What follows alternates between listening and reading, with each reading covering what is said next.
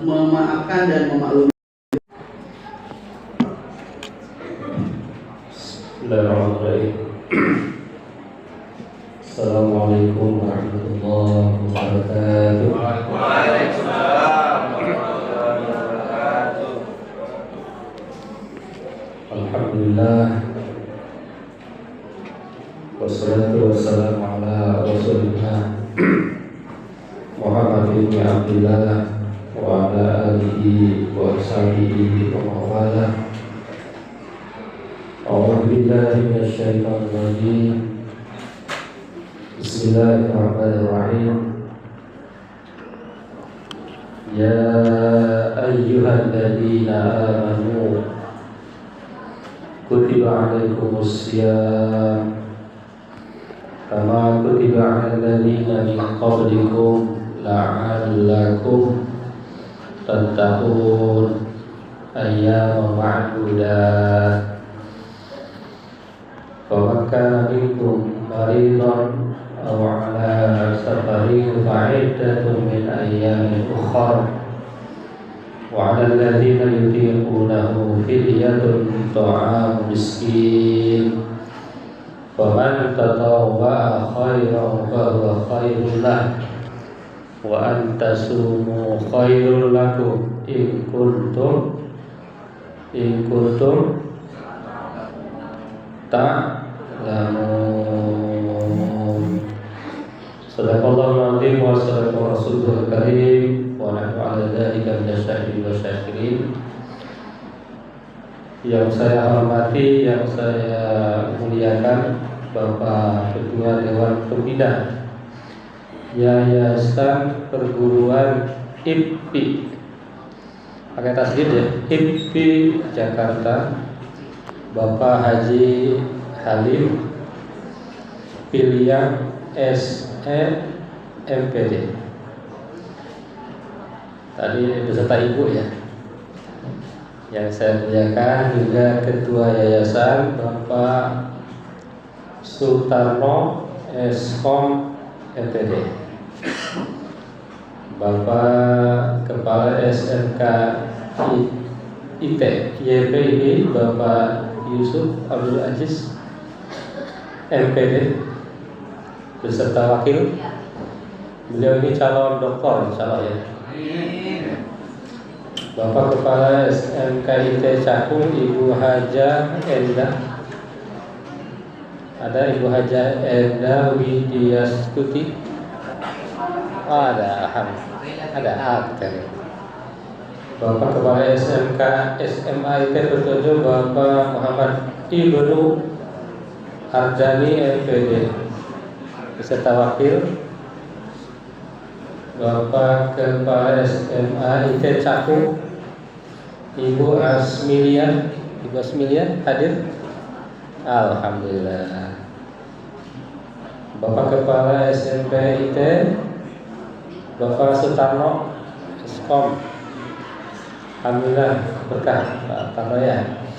Bapak Kepala SMP IT Cakung Bapak siapa? Alhamdulillah. Ibu guru pengajar di lingkungan perguruan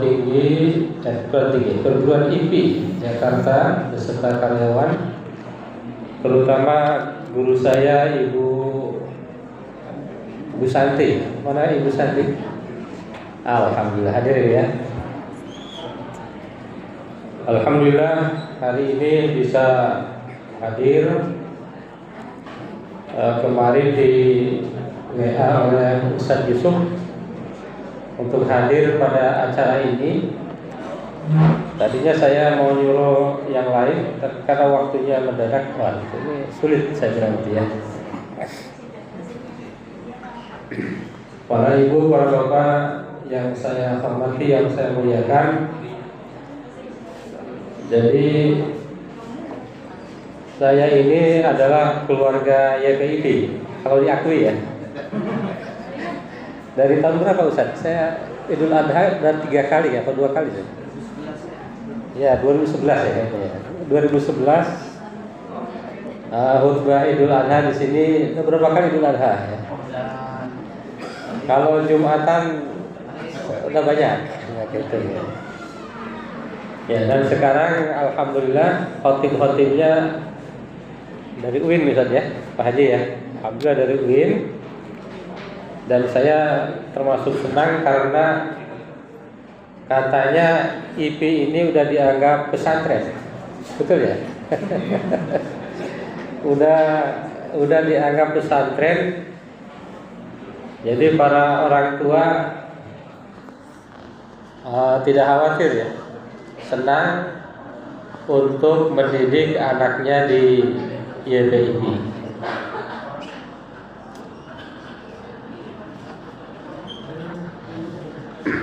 Pada hari ini saya mengambil tema ini tadi dari tarhib menuju transformasi Ramadan sebagai momentum perubahan sejati.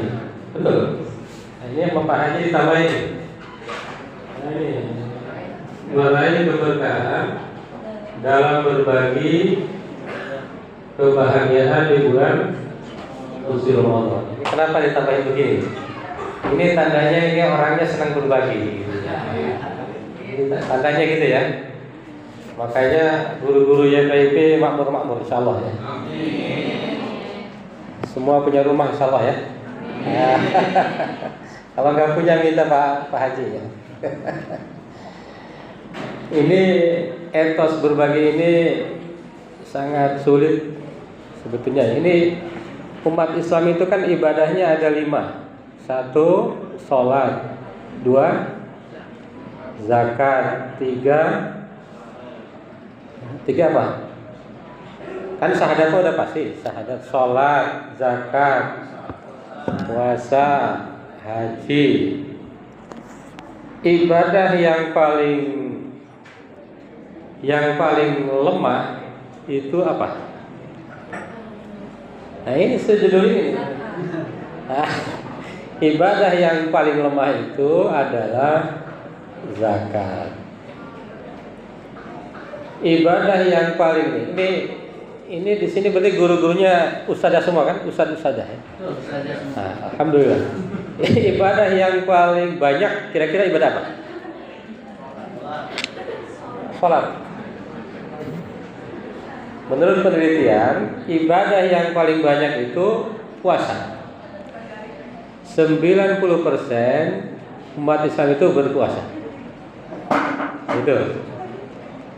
Yang paling sedikit ibadah zakat. Kecuali YPIB, saya kira begitu ya. Kalau di sini paling banyak mungkin ya. Jadi menurut penelitian Basnas, kalau umat Islam itu berzakat 1 tahun tidak kurang dari 400-an triliun. Anggaran MBG berapa? 300 berapa Ustaz? MBG 300 kalau nggak salah 335 triliun. Jadi kalau umat Islam berzakat itu terkumpul zakat baru zakat 400-an. Karena beberapa tahun lalu udah 314 triliun. Itu baru zakat. Zakat itu berapa persen? 2,5%. Belum infak. Belum sedekah. Belum ada lagi itu yang tetap namanya apa yang tetap itu? Wakaf. Nah, wakaf. Lu wakaf. Jadi umat Islam itu hakikatnya kaya Pak Haji. Gak ada yang diceritain Pak Haji sahur bingung. Harusnya begitu. Itu ya, harusnya begitu. Cuma karena ada sisi kelemahan, maka ini yang paling lemah itu di bidang ekonomi. Nah, gitu ya, termasuk penceramah senangnya jarang yang membahas ekonomi, jarang yang membahas zakat. Padahal membahas aja walaupun belum zakat gitu ya. Ya nggak mau kan bahas aja gitu. Kenapa saya ngomong gini? Ini saya bajunya nih, kelambang apa nih? Baznas. Jadi Pak Haji waktu S3 saya dapat beasiswa Baznas gitu. Jadi agak tahu dikit, oh ternyata zakat itu sangat lemah. Ditambah banyak lembaga mungkin ilegal. Saya bilang ilegal yang memungut zakat. Itu ya. Kan ada undang-undang zakat, nggak boleh itu memungut sembarangan kalau bukan lembaga resmi. Tuh. Saya amati, jadi nggak terdata ya, sangat mengkhawatirkan. Kalau diingetin juga nggak paham. Nah, gitu ya. Nanti buka ada undang-undang zakat. Itu kalau ada satu orang atau lembaga yang tidak resmi memungut zakat, itu ada dendanya. Atau lembaga resmi yang salah menggunakan zakat, itu ada juga korupsi ya. Ini walaupun pengelolaannya bagus tapi tidak resmi, itu kena itu juga. Kena aturan ya. Nah, yang paling banyak dilakukan tadi puasa 90%. Bahkan kalau saya lihat puasa itu ibadah yang semua orang sekarang udah mulai dilirik. Misalnya artis-artis, dia puasa, namanya apa Bu Haji? Artis-artis sekarang puasa namanya apa? Intermittent. Ya, intermittent ya.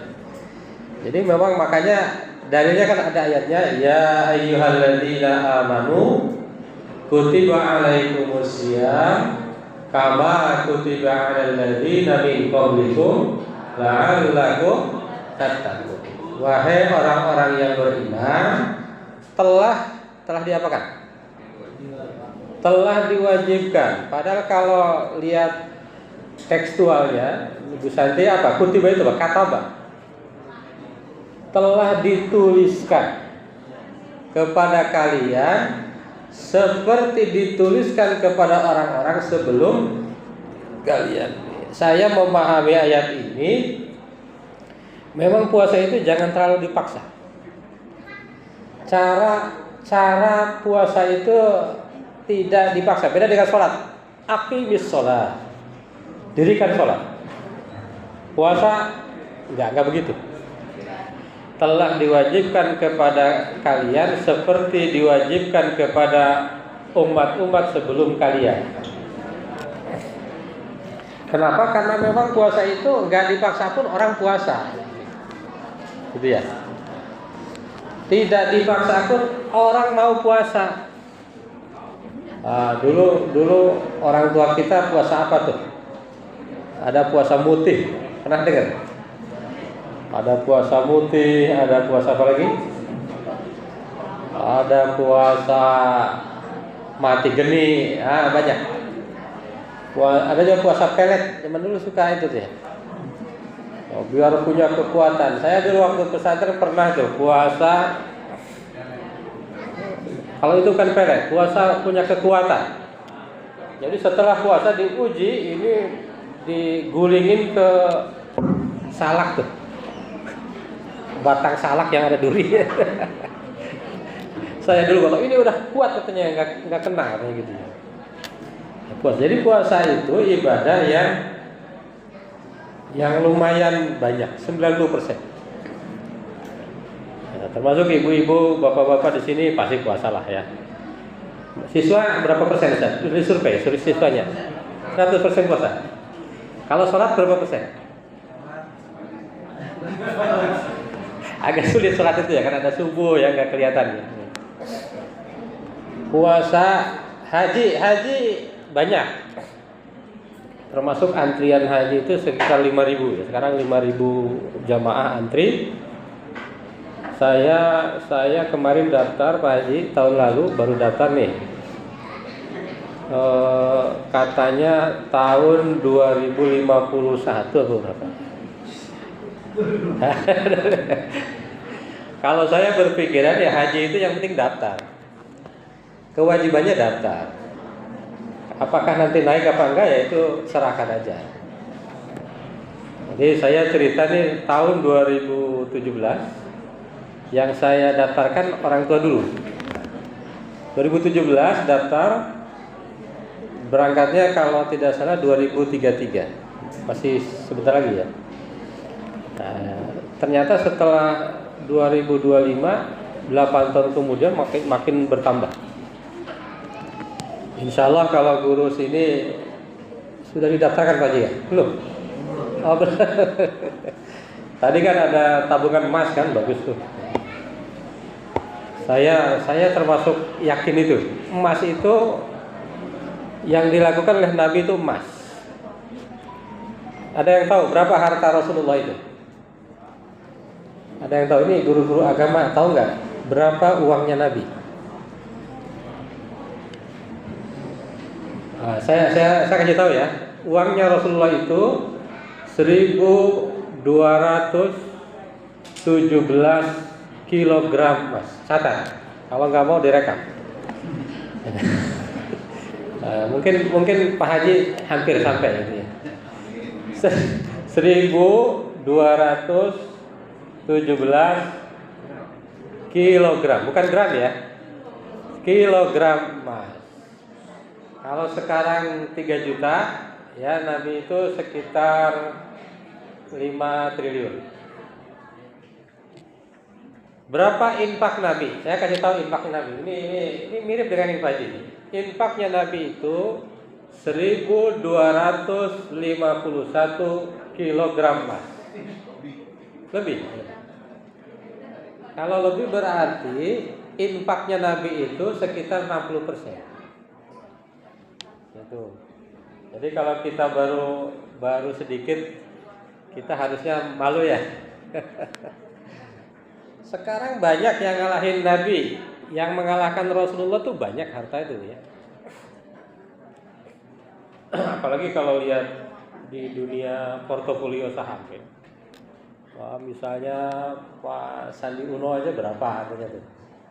Pak Sandi itu hampir 10 triliun. Apalagi yang konglo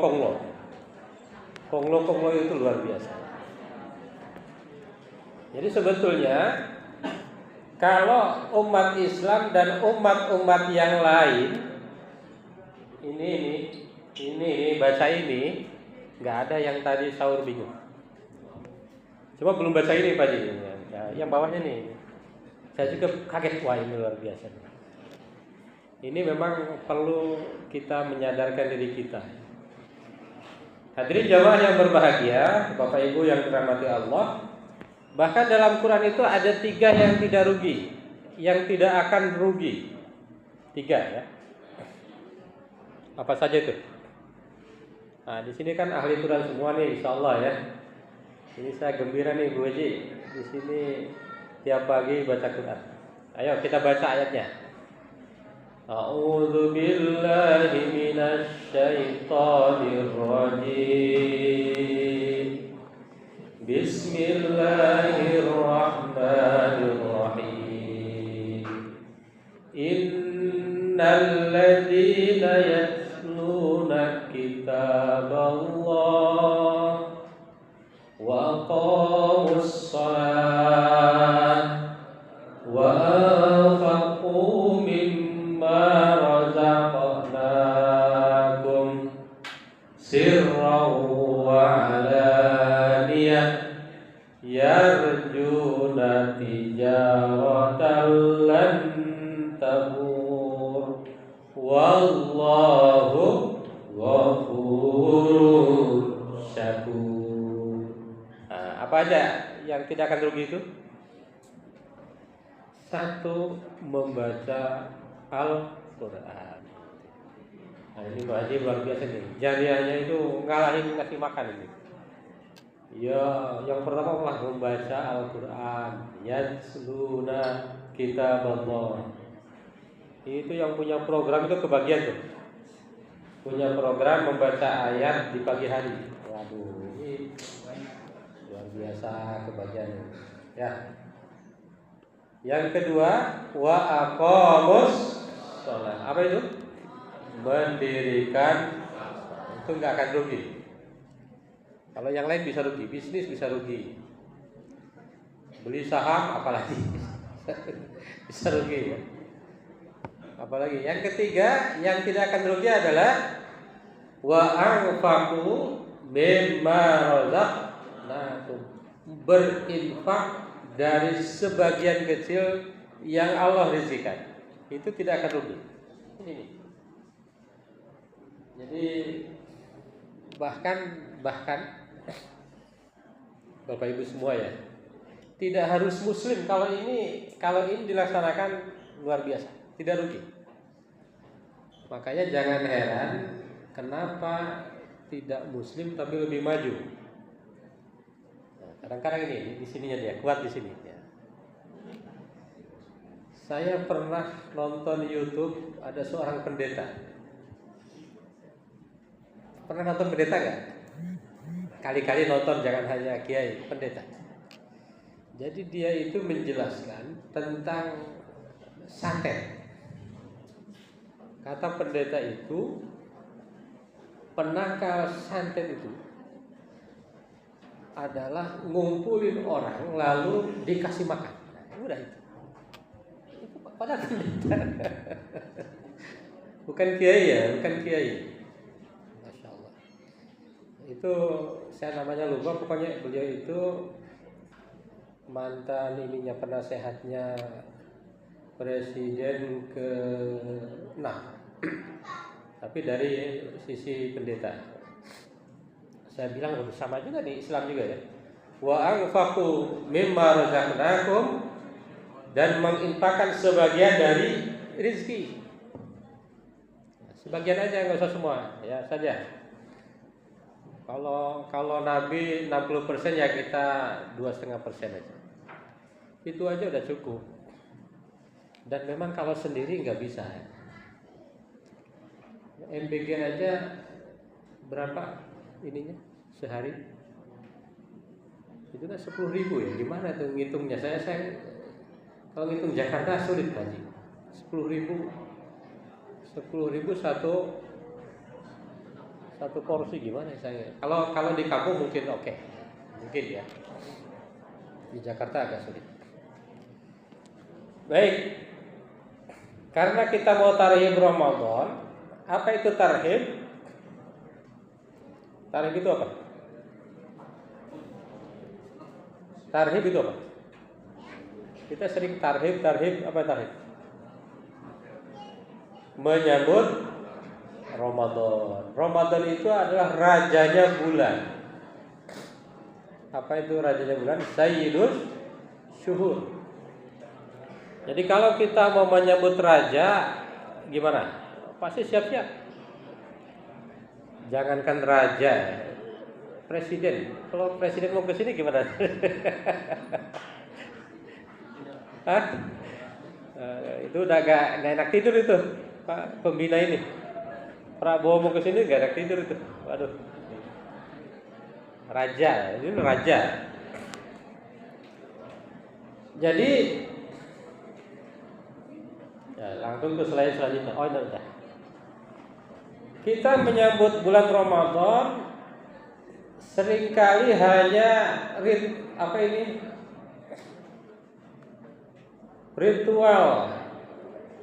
ritual saja. Puasa itu hanya ritual menahan lapar dan haus, dan kita lupa bahwa puasa itu adalah madrasah transformasi. Kalau di sini sekolah transformasi ya, bukan madrasah. Memang di Indonesia itu Pak Haji bingung nih, madrasah itu artinya apa? Sekolah. Ya, madrasah artinya sekolah. Tapi kalau kita tanya madrasah dan sekolah beda di sini. Kalau madrasah Kemenang, kalau sekolah Dikbud ya. Dikbud apa Dikti? Dikbud ya. Dikdasmen. Ya, ada lagi SMP IT. Cuma saya mau nanya, kalau ini IT-nya IT sendiri apa IT yang itu? Sendiri ya. Itu macam-macam lagi tuh. Kalau IT yang umum itu kan yang banyak tuh, dia terafiliasi namanya JSIT ya, Pak Haji ya? Jaringan Sekolah Islam Terpadu.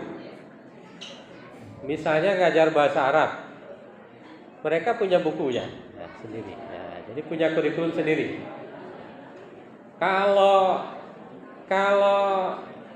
kita karena IT-nya bukan itu, bahasa Arabnya sendiri lagi, gitu ya. Bang, di Indonesia itu pendidikan luar biasa, Bapak Ibu ya. Apa transformasi yang disebut? Yang dimaksud pertama adalah membersihkan hati. Jadi kita berpuasa itu nanti tidak hanya lapar dan dahaga, tetapi kita coba untuk membersihkan hati kita. Saya ini mencoba ya Bapak Ibu ya. Jadi kalau lihat orang, saya doakan agar dia baik. Misalnya saya lihat Pak siapa ini yang baju biru, dalam hati saya doakan. Mudah-mudahan beliau ini sukses, bahagia. Begitu sering. Ibu-ibu sering gitu ya? Atau kebalikannya?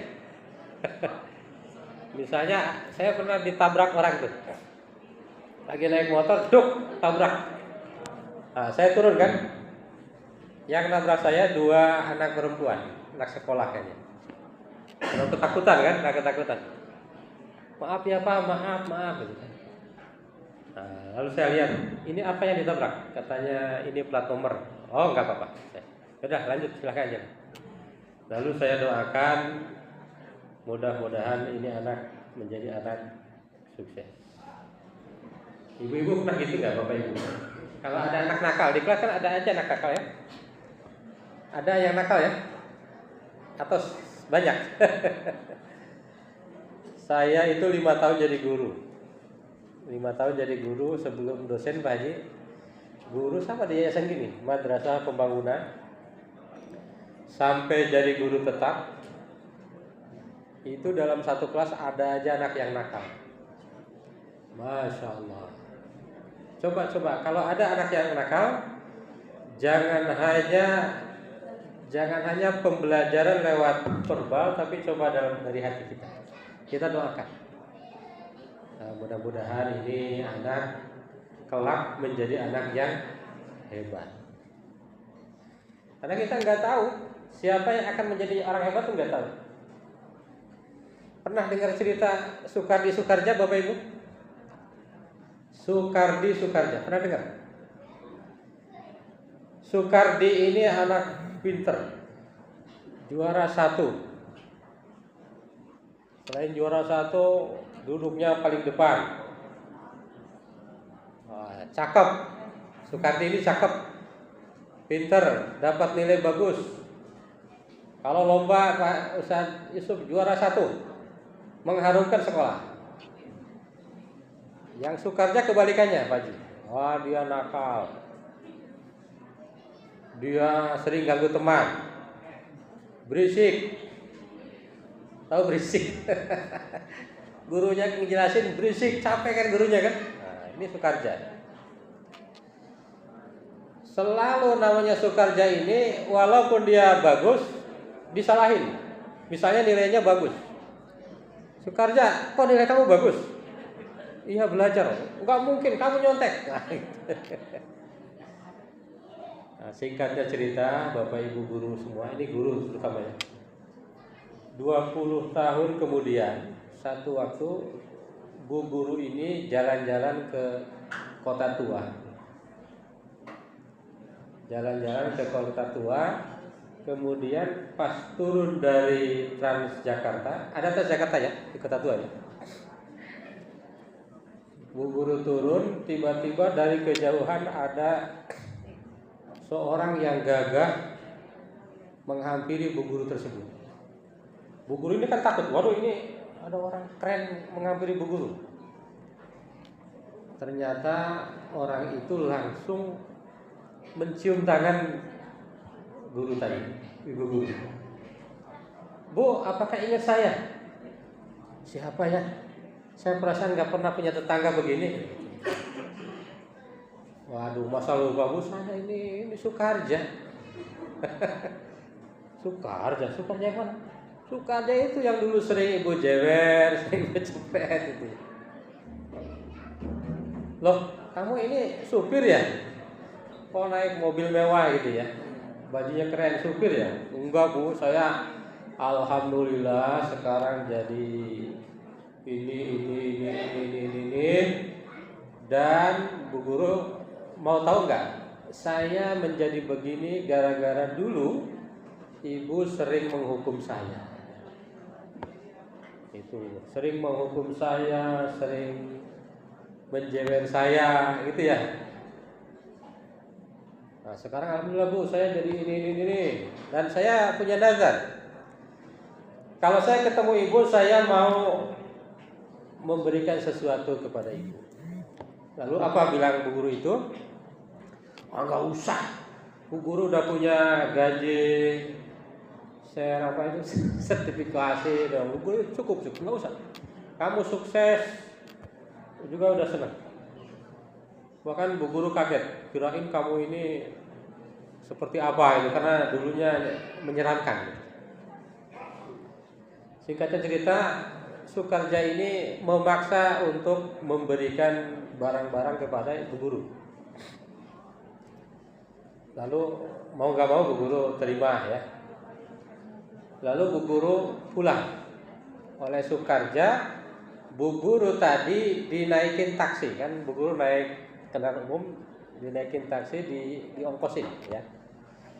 Sampai di rumahnya daerah Ciputat, dekat rumahnya Pak Yusuf kayaknya ini dekat. Di Ciputat, Bu Guru turun dari taksi karena gangnya kecil. Bu Guru turun dan barang-barangnya diturunkan di pinggir jalan. Lalu disamperinlah oleh tukang beca.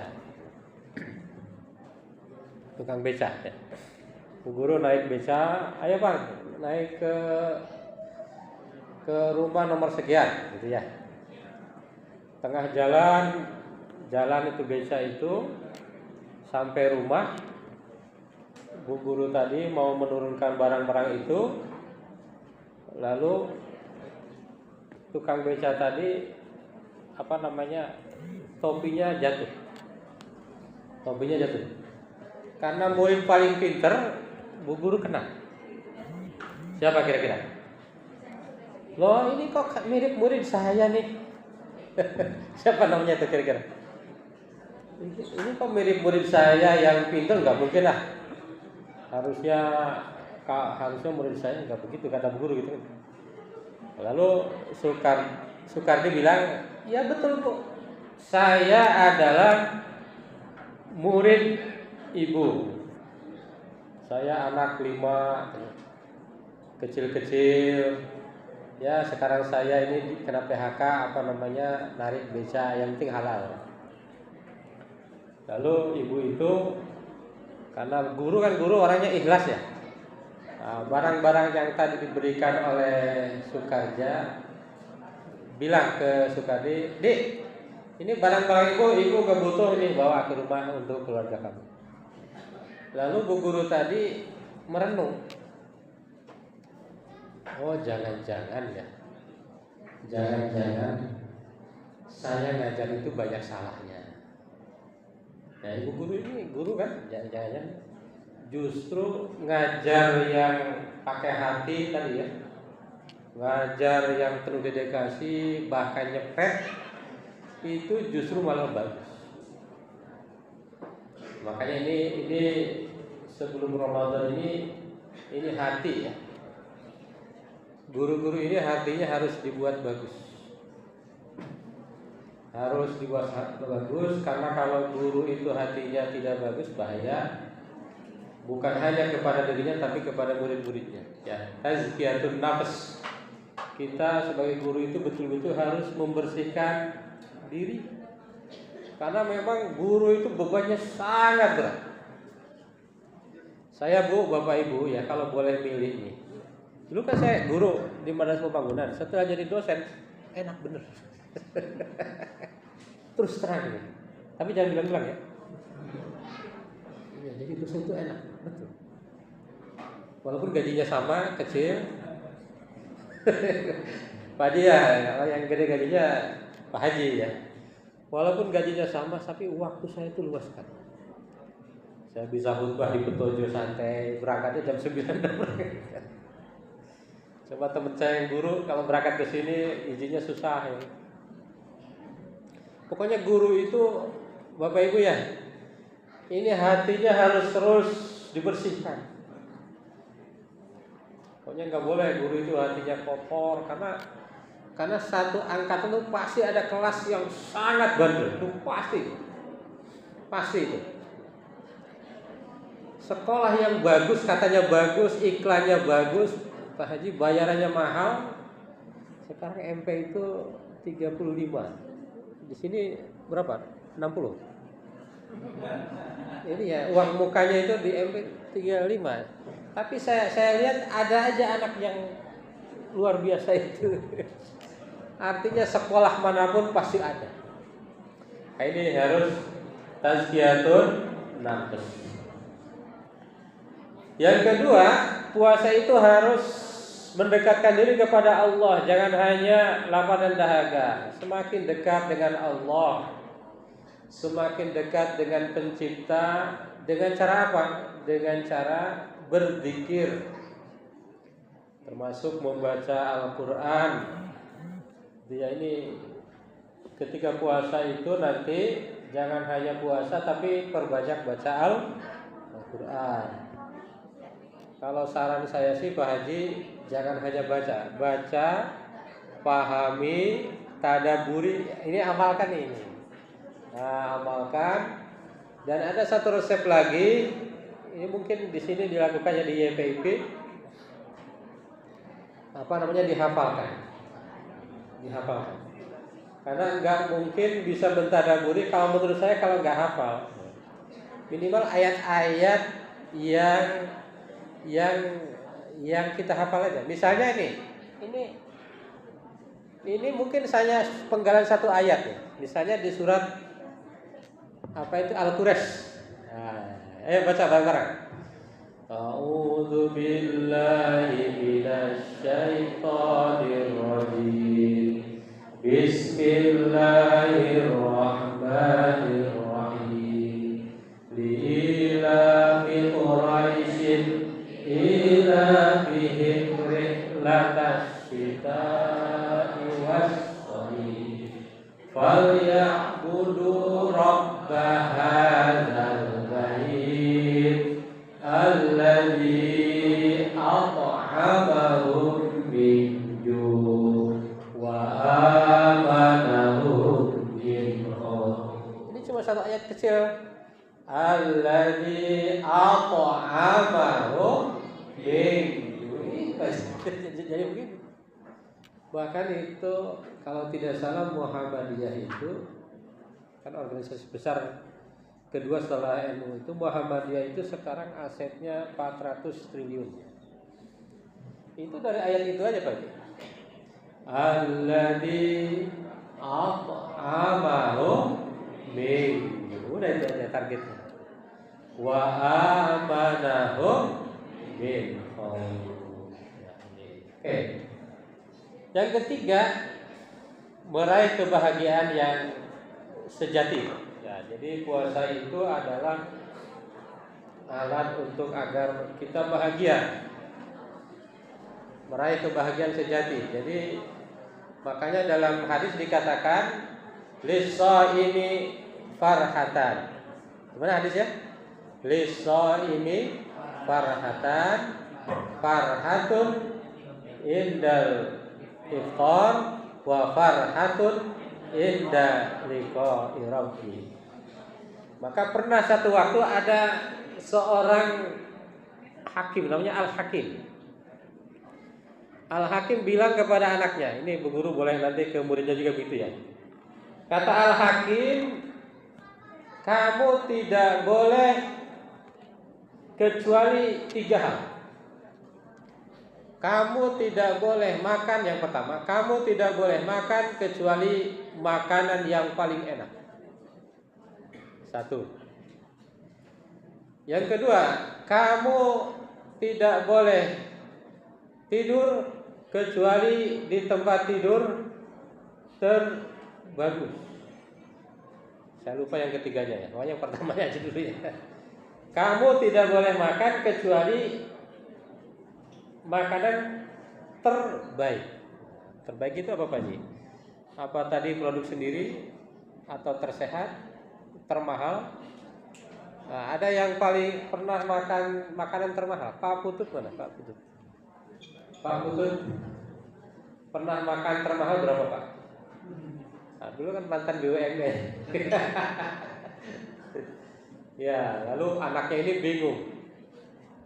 Ini bapak saya ini gimana ini ya? Kok kita orang miskin tadi sahur aja bingung gitu ya. Kita orang miskin tapi ini disuruh makan makanan terbaik. Nah, lalu apa kata bapaknya? Yang dimaksud makanan terbaik adalah makanan yang dimakan ketika apa? Ketika lapar. Nah, gitu. Nih, puasa ini sebetulnya membuat bahagia. Kenapa? Karena kita makan di saat lapar. Jadi gitu, Pak Haji ya. Ustaz ya, Mbak ya. Kalau mau makan enak, bukan makanan yang di kafe itu ya. Di kafe di mana itu? Nah, yang boleh ngambil berapapun. Yang paling enak itu adalah makanan ketika. Makanya tadi Pak Haji bilang di Sumatera itu dapat nasi kotak menangis karena mereka lapar. Ya. Baik, lanjut slide-nya apa lagi? Ada 5 pilar untuk persiapan Ramadan. Ini yang harus disiapkan oleh kita semua. Tadi sudah disampaikan oleh Ustadz Yusuf ini ya. Yang pertama adalah ruhiyah. Apa itu ruhiyah? Mental spiritual. Jadi menyambut Ramadan ini kita mentalnya harus disiapkan ya. Mulai sekarang mulai baca Quran. Ada di sini yang Qur'annya hafal 30 juz? Ada guru yang hafal 30 juz? Ada? Mana? Ya, kalau udah hafal diulang-ulang terus ya. Persiapan spiritual, persiapan mental, perbanyak zikir, sholat, tahajud. Tahajudnya berapa rakaat tahajud? Nah, minimal 2. Tapi kalau kata Ustaz Adi itu tahajud itu kalau bisa 10 rakaat. Tahajud 10, duhanya 8 atau 12. Nah, itu udah siap-siap tuh menuju Ramadan. Tadi malam di kompleks saya ada sholat tasbih. Tasbih berapa rakaat? Tasbih 4 rakaat ya. 4 rakaat. Sholat tasbih kalau bisa puasa Senin Kamis sudah nggak kebagian lagi. Hari ini Senin terakhir ya, udah nggak ada lagi ya. Yang kedua ilmiah. Persiapan ilmiah itu adalah keilmuan. Kita sering-seringlah baca ya. Kalau sekarang gampang kan ada apa itu medsos. Kalau kita sering ngeklik medsos dakwah itu yang muncul itu terus ya. Sama kalau kita ngeklik yang lain ya yang muncul itu lagi ya. Misalnya medsos tentang puasa, apa yang membatalkan puasa, apa yang syarat wajib puasa, apa rukun puasa, kapan boleh berbuka, termasuk misalnya sahur yang bagus itu yang mana. Nah, itu harus kita siapkan. Nggak tahu nih Pak Haji, bener nggak? Sekarang itu karena sahur jangan pakai nasi. Sahurnya itu jangan karbo. Nah itu misalnya, itu kan ilmu ya. Ilmu. Misalnya karbo. Kenapa kok orang kita itu lemes kalau puasa? Ya mungkin karena sahurnya karbo. Coba diganti sahurnya telur 2 misalnya. Kalau saya ini terus terang, ini saya kasih tahu. Saya kalau sarapan jam 7, misalnya makan nasi jam 7, itu jam 10 udah keringet dingin. Itu namanya apa kalau gitu?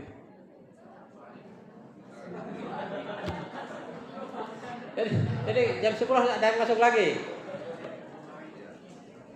Tapi saya coba nih, ini kok aneh juga nih. Kok saya coba ya? Saya coba pagi nggak makan, 9 nggak makan kuat tuh. 10 nggak usah makan, yang penting minum putih, kopi hitam, kopi americano hitam tuh.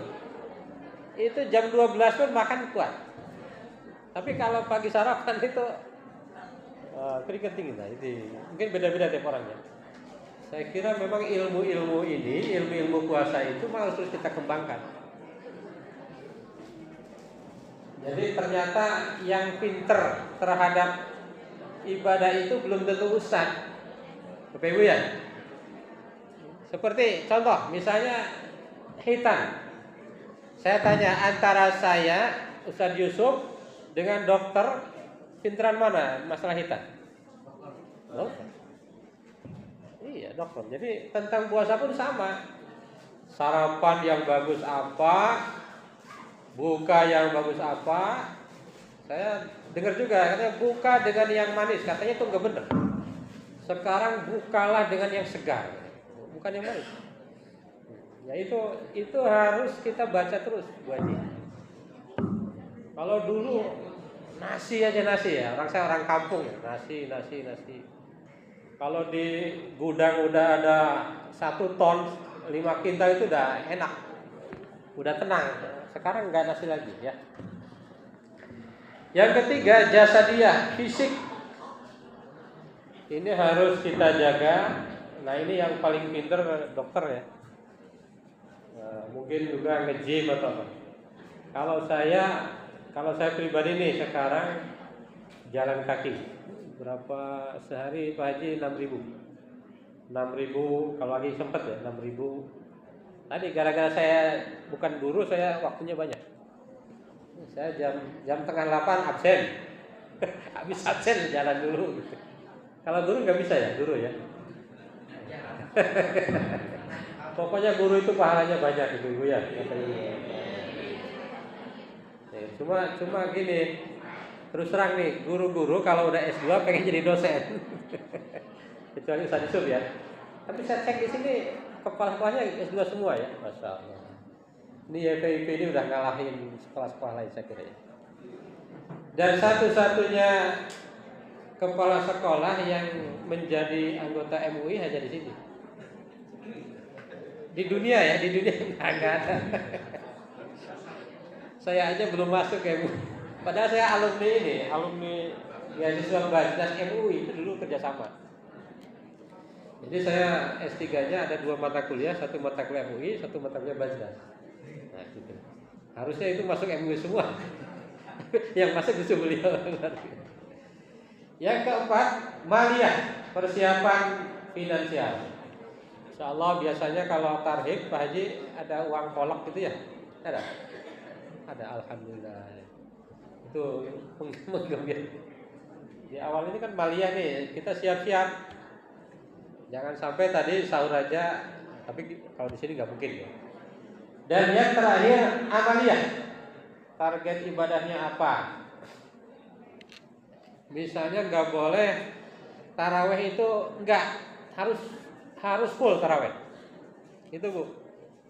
Kalau saya alhamdulillah berapa tahun ini full. Ini bukan ria ya. Full. Triknya gampang. Kalau lagi di rumah cepet tarawehnya kan. Pakai ini 4-4-3. Enggak usah pakai bilang kan di rumah.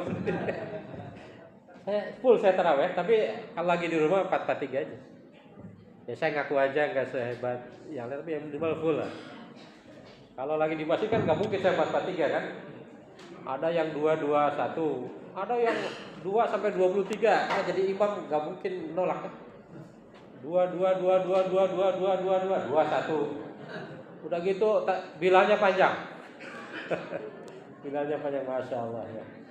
Kalau lagi di rumah ya udah, salat isya, ba'diyah 2, tarawih 4, witir 3. Jadi lah, nggak nyampe lama itu. Jadi biar full sebulan. Misalnya Qurannya 30 juz, berapa kali? Nah, misalnya 1 kali atau 2 kali ya, itu udah lumayan. Ya lanjut, 5 pilar.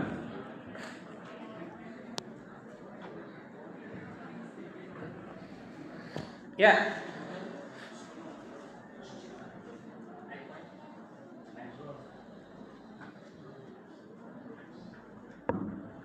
Nah ini dah. Ya, sign of niat. Semua itu tergantung daripada niat, Bapak Ibu semua ya. Ini memang hati-hati dengan niat.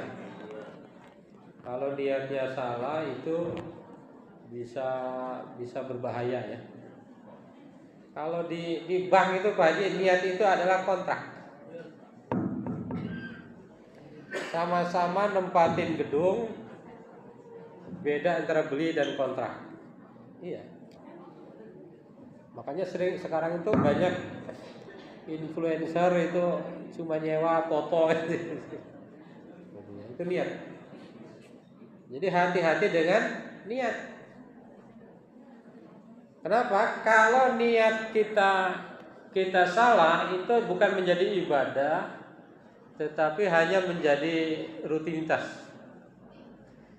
Jadi kalau niat puasa kita salah, maka puasa hanya akan menjadi intermittent.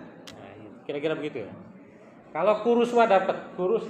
Nanti bulan Ramadan ya, Pak Guru ya nanti turun 5 kilo biasanya. Kalau kurus dapat, tapi pahala tidak dapat. Kalau tidak ada niat, hati-hati dengan niat ya.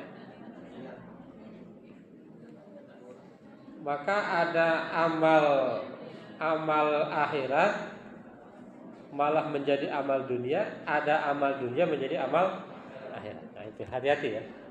Ini mungkin ngumpul di sini amal dunia, karena nggak enak nih Pak Pembina yang ngundang. Kalau nggak hadir nanti dikurangi misalnya. Tapi kalau niatnya karena Allah, nah ini jadi pahala. Jadi hati-hati dengan niat. Puasa hati-hati dengan niat. Apalagi puasa, sholat, kalau tidak pakai niat nggak jadi. Zakat tidak pakai niat nggak jadi. Tapi niat itu dalam hati. Jangan kayak ini, saya suka mengkritik ya. Niat itu dalam hati, kayak zakat. Suka di kampung-kampung gini. Orang zakat itu jampenya panjang tuh ya. Nawaitu apa itu? An ukhrija zakatal fitri apa ya? Li nafsi. Nah, itu kan niatnya panjang. Sebetulnya niat itu yang dalam hati. Taruh aja ke panitia jadi. Itu ritual aja kalau yang itu gitu. Makanya sekarang zakat bisa transfer ya. Jadi nggak usah masa ke ATM kita bilang nawaitu gitu. Jadi dalam hati. Ini Bang, niat ini urusan hati ya. Ini ayat ada hadisnya, innamal a'malu binniyat. Amal-amal itu tergantung daripada niat ya.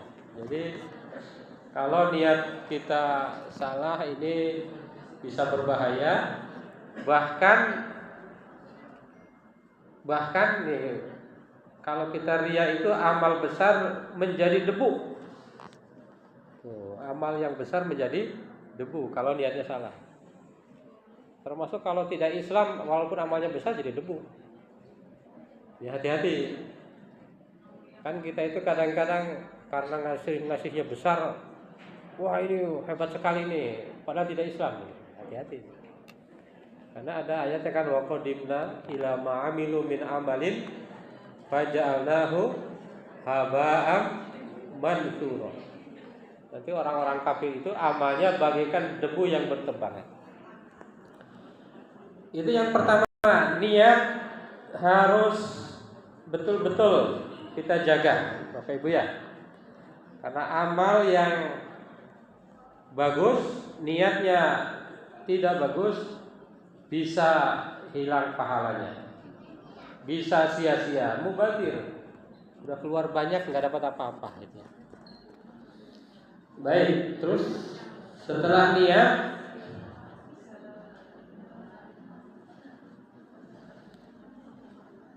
lanjut Ramadan healing. Itu healing itu apa? Healing itu membersihkan kebocoran hati dengan Al-Quran. Nah, ini Ramadan itu, Bapak Ibu yang berbahagia, adalah tempat healing. Healing terbaik itu Ramadan. Kalau sekarang healing itu apa? Umumnya orang-orang. Nah, itu juga bagus, jalan-jalan bagus. Atau ngopi. Saya termasuk itu yang kedua tadi. Lebih murah daripada jalan-jalan. Kalau dalam Quran itu huwallazi ja'ala, gimana Ustaz Yusuf? Di surat Tabarak.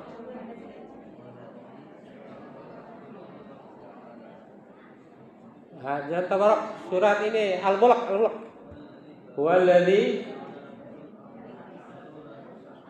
Huwallazi ja'alakum dalalakumul arda zalulan. Nah, itu deh. Ayatnya itu ya.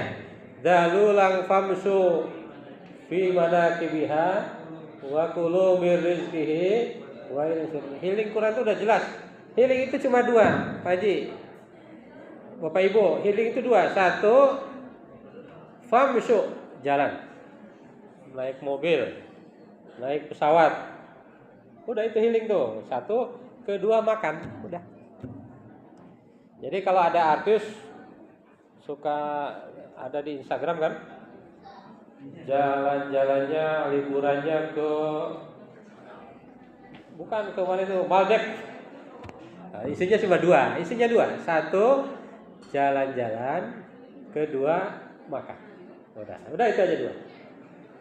Jadi kalau yang lain ke Maldives ya kita nggak usah jauh-jauh lah. Yang penting ada dua, jalan-jalan, makan. Nah, Ramadan ini sebetulnya lebih dari itu ya. Lebih dari itu. Kenapa?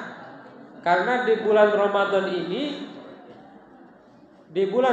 ini, Bapak Ibu sekalian, kita nanti akan semakin dekat dengan Al-Quran, dan Al-Quran itu memiliki 4. Coba ke bawahnya ada lihatnya. Next ada next-nya. Ini Al-Quran itu ternyata ada 4 fungsi ya. Hati-hati dengan Quran ya. Kalau Bapak Ibu sering baca Quran ada 4 fungsi. Satu apa? Mau'idhah. Mau'idhah itu apa? Pelajaran. Jadi saya itu yakin betul kalau Quran yang ngomong gak akan salah. Itu aja. Misalnya ini, ayat yang paling panjang di Quran itu ayat apa? Ayat hutang. Ayat itu luar biasa. Kalau kita menerapkan itu luar biasa. Dan ternyata itu saat ini yang menerapkan itu bank. Tadi orang dong bank itu masyaallah catatannya luar biasa. Ini pelajaran, gitu ya, pelajaran. Jadi jangan ketipu dengan yang lain. Kalau mau nyari petunjuk jadi Quran. Ya. Kita kadang-kadang ketipu orang. Ya. Karena kalau orang itu bisa salah, ya, bisa salah. Yang kedua, apa tadi yang kedua? Syifa, penyembuh. Jadi Al-Quran itu penyembuh, terutama penyakit lahir, juga penyakit batin. Bapak Ibu tahu bedanya syifa dengan obat? Penyembuh dengan obat apa bedanya? Kalau penyembuh itu menyembuhkan dari akar-akar. Kalau obat itu hanya menyembuhkan gejala. Misalnya kita sakit kepala, obatnya apa? Yang paling serem tuh di dunia, paracetamol. Nah, ini kalau paracetamol itu menyembuhkan gejala, pusingnya hilang, tapi akarnya belum tentu.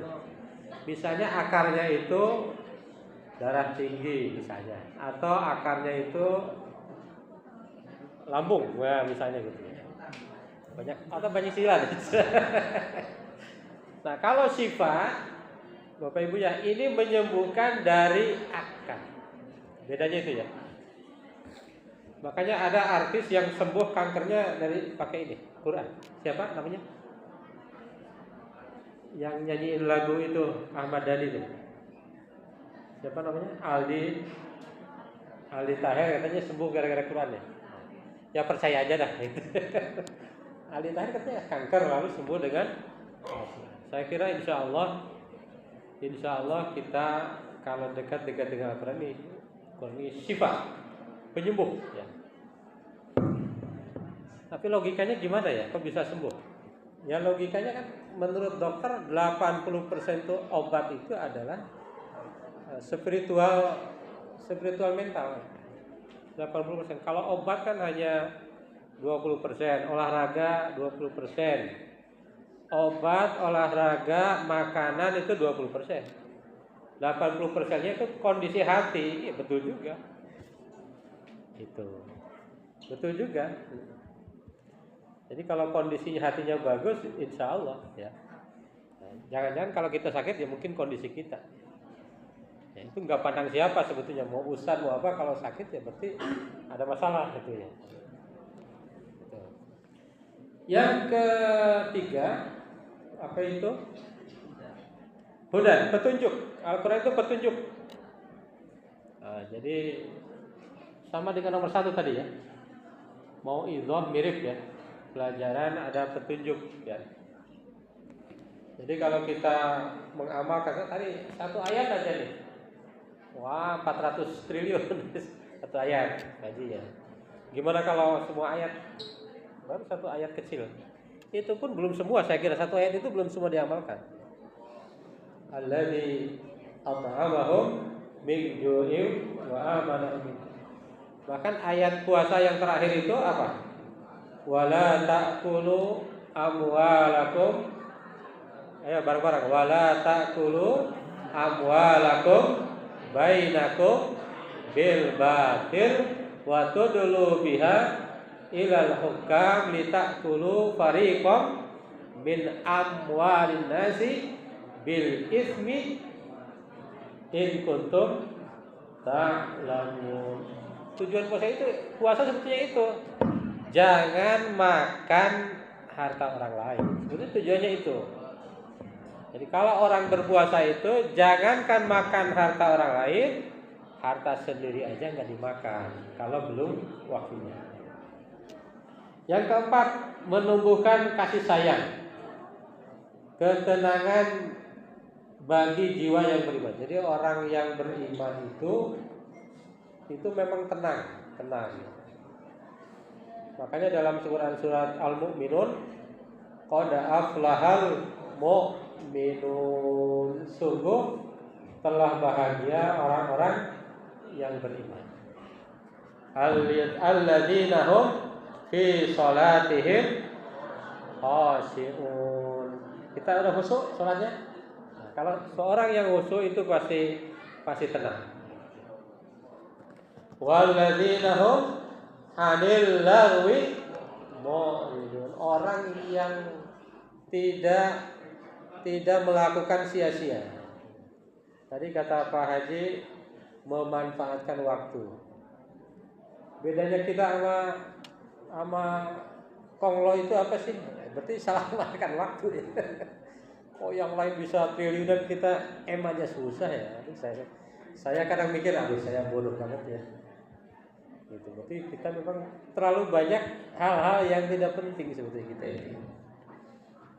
Iya, dalam beragama pun begitu juga. Kalau di kampung saya nih, sholat enggak, puasa enggak, tapi Idul Fitri hadir. Padahal yang wajib itu sholat, ya Allah. Ada ya. Sholat enggak, puasa enggak, zakat enggak. Itu kalau tahlil hadir. Padahal yang wajib sholat. Allah Rabbi, ya, kita kadang-kadang ini ya, kita karena kurang pandai dalam menggunakan waktu. Kita harus jujur aja. Umat Islam ini kalau semuanya betul-betul menerapkan Islamnya, keren sekali ya. Terus ke bawah. Apa ini? Pendidikan mentalitas pemenang. Oke. Jadi kalau di tag-nya ini kita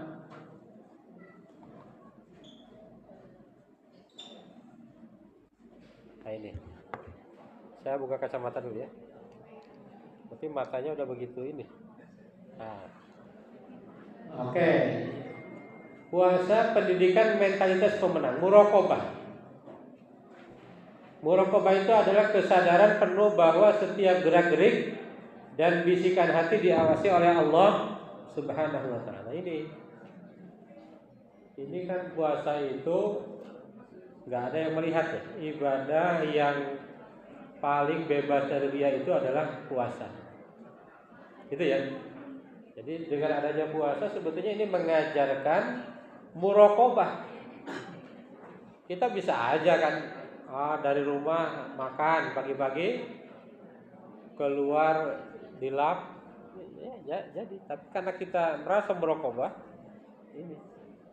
Cuma muraqabah ini jangan hanya di saat puasa, gitu. Di saat tidak berpuasa pun terus muraqabah. Kemudian selanjutnya next.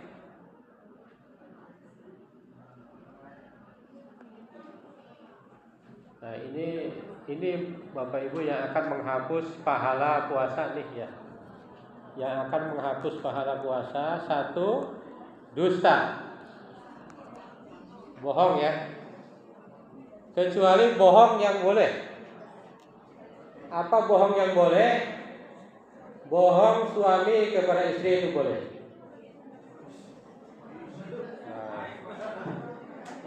Yang begini bohongnya, yang begini. Kata istrinya, Pak ini makanan enak enggak? Padahal enggak enak kita bilang enak, itu boleh. Kalau gajinya 2 juta ngaku 1 juta boleh enggak?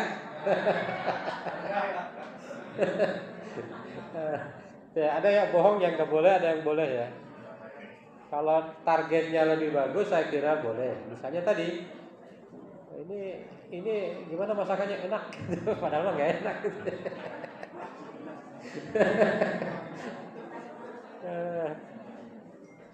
Ibu-ibu kan begitu. Ini makannya enak enggak?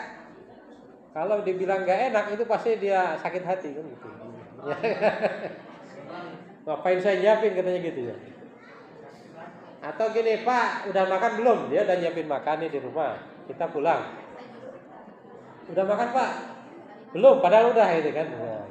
Enggak apa-apa tuh. Yang kedua, ghibah, membicarakan aib orang lain yang benar. Nah, ini kata Roma kan beda antara ghibah dengan fitnah. Nah, fitnah lebih parah lagi kan? Ghibah itu orang lain buruk kita ceritakan benar, ghibah buruknya benar. Namanya ghibah gitu ya. Kalau fitnah itu membicarakan buruk yang enggak benar. Itu fitnah.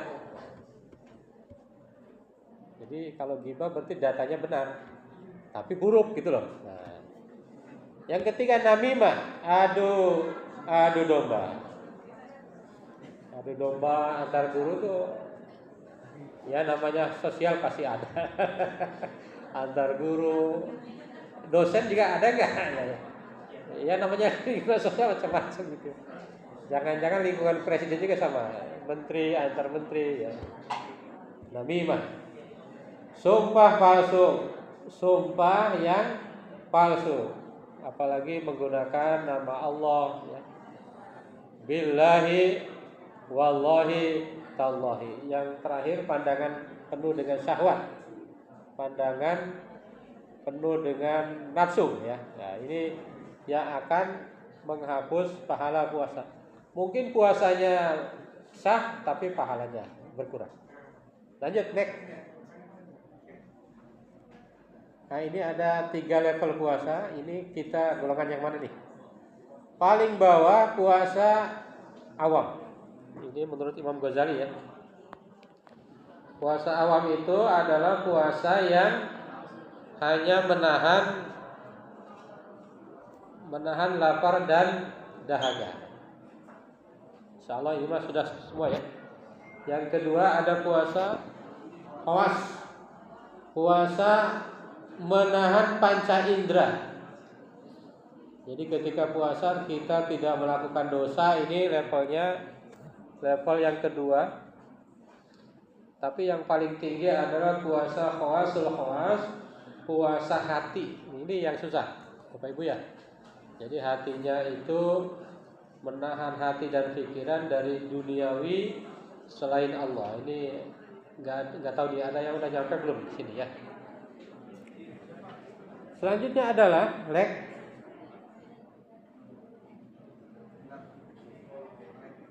tidur. Yang megang ini tidur. Mana? Enggak, bangun ternyata ya. Oke, baik.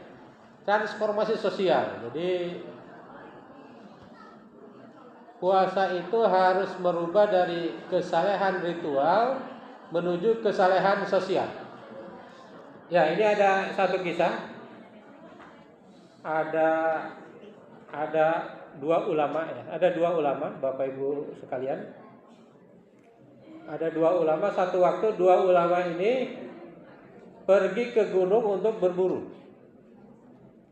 Ketika berburu itu mereka mau menyantap makanan, lagi siap-siap nyantap makanan, tiba-tiba ada burung. Pernah dengar nggak itu?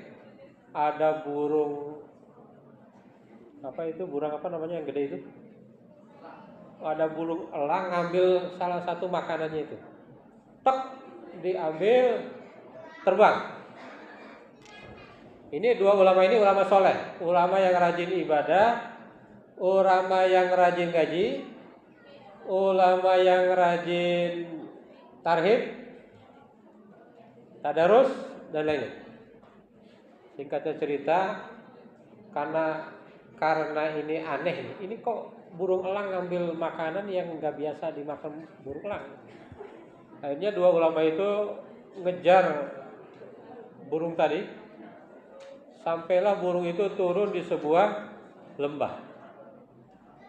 Di sebuah lembah, ternyata ketika dicek di lembah itu ada orang yang diikat badannya, diikat oleh begal mungkin ya, belum makan, dikasih makan oleh burung itu.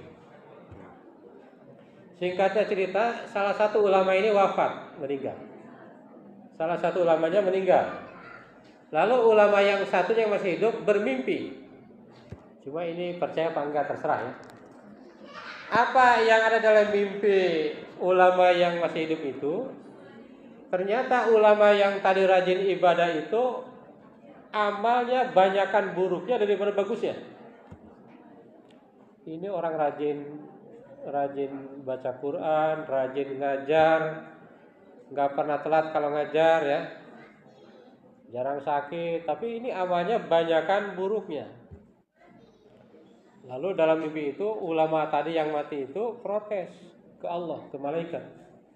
Wahai malaikat, ini saya rajin ibadah, saya guru, saya kepala sekolah, saya rajin bikin RPP.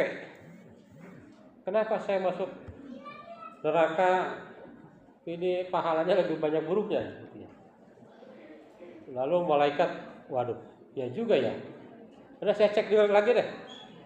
Kata malaikat, saya cek. Ternyata ada satu amal yang ketinggalan katanya. Amal apa itu? Dulu pernah ngasih makan ke orang yang lapar yang ada di dalam lembah yang diambil oleh burung tadi. Akhirnya amal itu dimasukkan, dan ternyata setelah amal itu dimasukkan, amalnya lebih banyak amal baik. Ini maksudnya adalah bahwa betul, ini semangat ini betul juga ya, sangat betul bahwa kita itu jangan hanya amal-amal ritual. Nah, ini harus ada penyeimbang amal-amal malia, amal harta. Yang udah banyak amal hartanya, amal ritualnya perbanyak. Jadi seimbang. Itu ya, seimbang. Kenapa amal tadi walaupun kecil gede pahalanya ya? Karena orang lapar. Orang hampir mati ya. Orang hampir mati dikasih roti. Kalau di Jakarta memang agak hati-hati, kadang-kadang pengemis malah. Kadang-kadang pengemis ini yang betul-betul membutuhkan malah malu. Makanya dalam Quran ada sa'ilina wal marhum. Kan? Sa'ilin wal marhum. Ada dua kan? Orang yang tidak punya itu, satu minta, yang kedua malu. Jadi ada orang yang tidak punya minta. Nah, itu ada. Ada juga orang yang tidak punya tapi sangat malu, jadi nggak pernah minta. Ada juga yang punya minta. Itu yang agak hati-hati juga ya. Baik, lanjut. Maka kita, nah ini benar, harus ada keseimbangan antara kesalehan ritual, sholat, puasa, ini ritual ya. Kemudian zakat, infak, sedekah, dan mendahulukan orang lain ya. Ini terutama zakat ini luar biasa ya, kalau seandainya umat Islam melakukannya, ada infak, ada sedekah. Cuma kalau sedekah itu bisa pakai senyuman, Bu ya, Bapak Ibu ya. Kalau sedekah ini bisa pakai senyuman nih. Cuma kalau infak nggak bisa. Jadi ternyata umat Islam harus punya uang juga ya. Maka saya sering bilang itu Nabi itu kenapa sukses dakwahnya, karena orang kaya. Tadi kan 1.217 kilogram emas, sukses ya kan. Tapi kesederhanaannya memang luar biasa ya. Terus next, menjadi alumni Ramadan ini kita harus menjadi muttaqin. Menjadi apa muttaqin itu? Orang yang bertakwa. Kalau dalam Al-Quran bukan muttaqin sebetulnya, la'allakum tattaqun. Kalau muttaqin itu kan mentok. Kalau la'allakum tattaqun itu selalu berproses, tattaqun, selalu berproses menjadi semakin makin takwa. Itu. Maka kita harus apa agar bisa mencapai itu? Satu, sehat jasmani. Tidak mungkin bisa berpuasa kalau jasmaninya tidak sehat ya. Kalau yang malas-malas, ajaklah. Malas olahraga, ajak gitu ya. Teman-teman guru yang malas olahraga, ajak gitu ya. Yang makanannya tidak sehat, diajak juga, nggak apa-apa. Kedua, cerdas intelektual. Nah ini mungkin ini termasuk kita ya, ini intelektual. Guru itu 1 bulan beli 1 buku, gitu ya. Minimal, begitu ya, di sini begitu ya. Salah ya.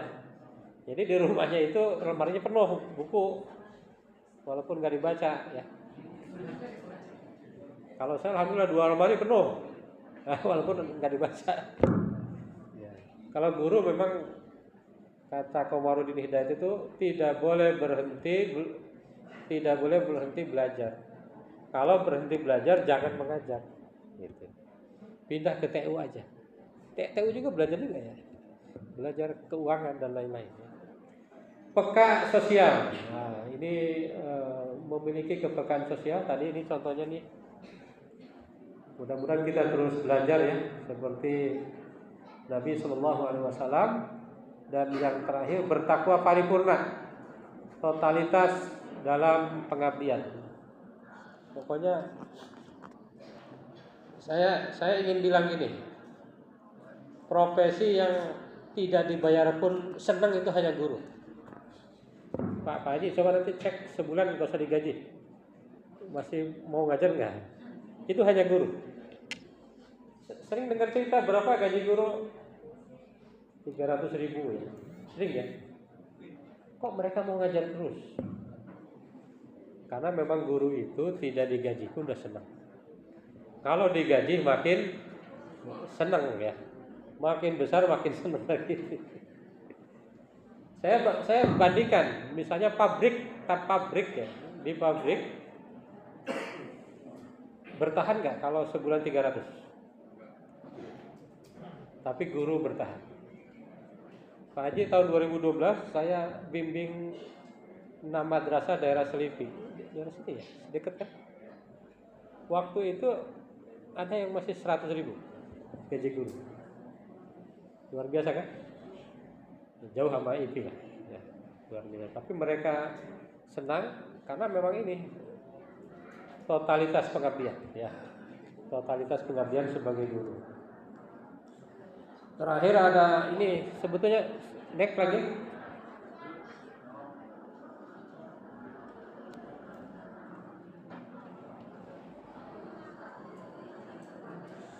Nah ini sebetulnya ini pantun dalam bahasa Arab. Nah, ngerti nggak? Idza aqbala Ramadan fashhadil himama wa zayyinil qalba taqwa wa sidqan wa qiyamah.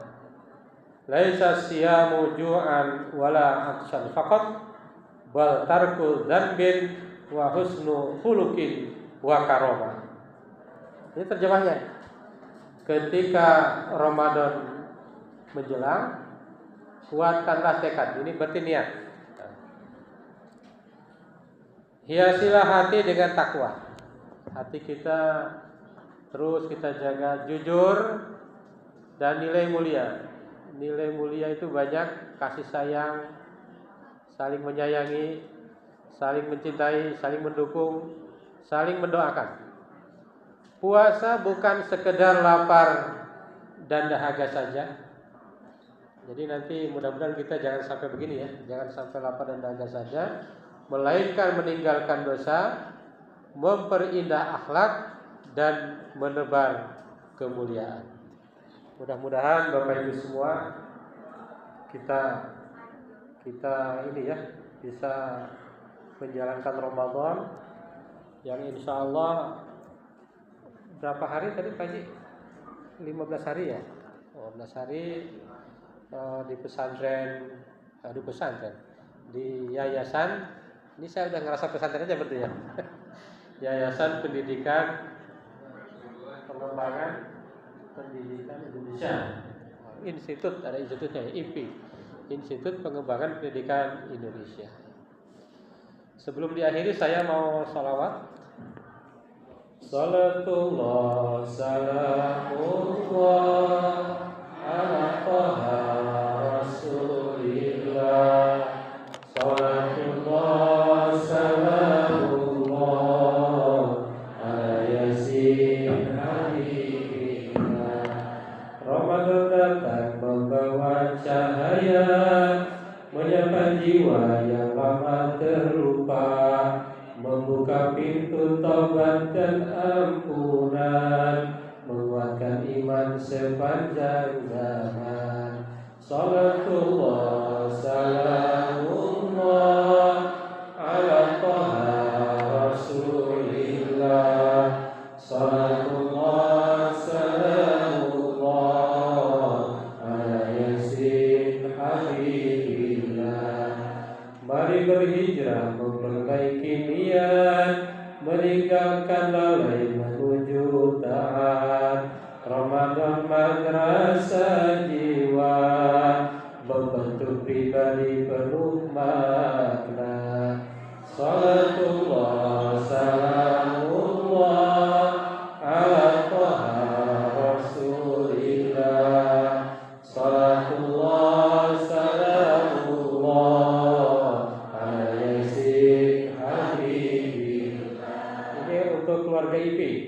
keluarga IPI, keluarga besar IPI bersatu dalam cinta dan tujuan satu.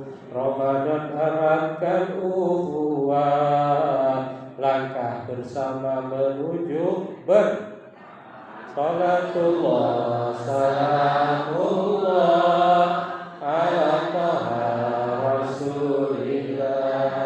Salatullah salamullah ala yasin habibillah. Ini untuk guru dulu ya, nanti karyawan ada. Guru mengajar dengan keikhlasan, menanam ilmu dan keteladanan. Ramadan sucikan niat agar ilmu menjadi berkah. Salatullah salamullah ala taha rasulillah. Salatullah salamullah ala yasin habibillah. Karyawan bekerja dengan setia, menjalankan tugas penuh makna. Setiap peluh jadi pahala, setiap kerja bernilai surga. Salatullah salamullah ala taha rasulillah. Salatullah salamullah ala yasin habibillah. Satu lagi terakhir, ya Allah terimalah amal kami di bulan suci penuh rahmat-Mu. Berkahi IPI dan seluruh keluarga di dunia hingga surga. Salatullah salamullah ala taha rasulillah. Salatullah salamullah ala yasin habibillah. Alhamdulillahirrahmanirrahim. Terima kasih Bapak Ibu semua. Mohon maaf atas kekurangan-kekurangannya. Terima kasih sudah menjadi pendengar yang bagus ya. Walaupun mungkin ngantuk. Mudah-mudahan kita bisa mendapatkan Ramadan yang sukses, menjadi pribadi yang bertakwa. Terima kasih. Assalamualaikum warahmatullahi wabarakatuh. Waalaikumsalam warahmatullahi wabarakatuh.